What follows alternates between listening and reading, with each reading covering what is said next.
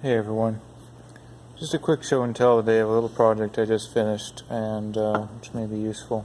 So I started off with one of these soft-faced hammers. Under $10. They're very inexpensive. You can buy them at Harbor Freight and lots of other places. And of course you can buy much nicer versions as well from Vaughan and other hammer companies. But they have typically multiple interchangeable faces here. This one has a harder plastic tip and a rubber side. But I wanted to have a hard striking face for this hammer, and also to do kind of a proof of concept, because I want to buy a nicer, larger version of this and to see how I could make a variety of faces for it without having to buy them. So what I did is I made this metal striking face, and the way I did this is just took, now in this case the thread on this hammer is a 3/8 of an inch, so this is a 1 inch long 3/8 bolt.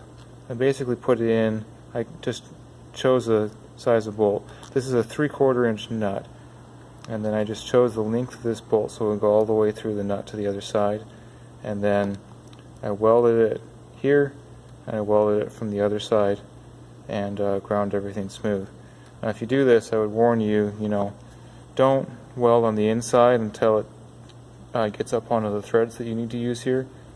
I did that a little bit, and I had to kind of cut some of the threads away and to clean it up. But so it's not a big deal. It will still work that way, but there's no reason you can't leave a little bit of space down here when you weld it. So, and the other thing I found that is necessary is a bit of rubber, because if you just screw this in to the hammer there, as soon as you hit, it will come loose because it will jar it loose. So what you need is in this case this is a rubber washer that's pre-made, 3/8 of an inch by whatever width, but that matches this. You could also just cut a piece of rubber out of an inner tube or something like that, and that seems to keep it tight, so I just can tighten it down here, and now I can go wax stuff with it, and that rubber keeps it from coming loose. So there you go.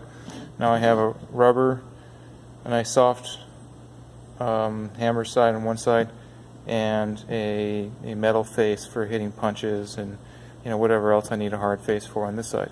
And of course you could have also make any different kind of shape that you wanted on this side. You can make it a ball peen, you could put a pick, a hard kind of point on it, and using more or less the same design.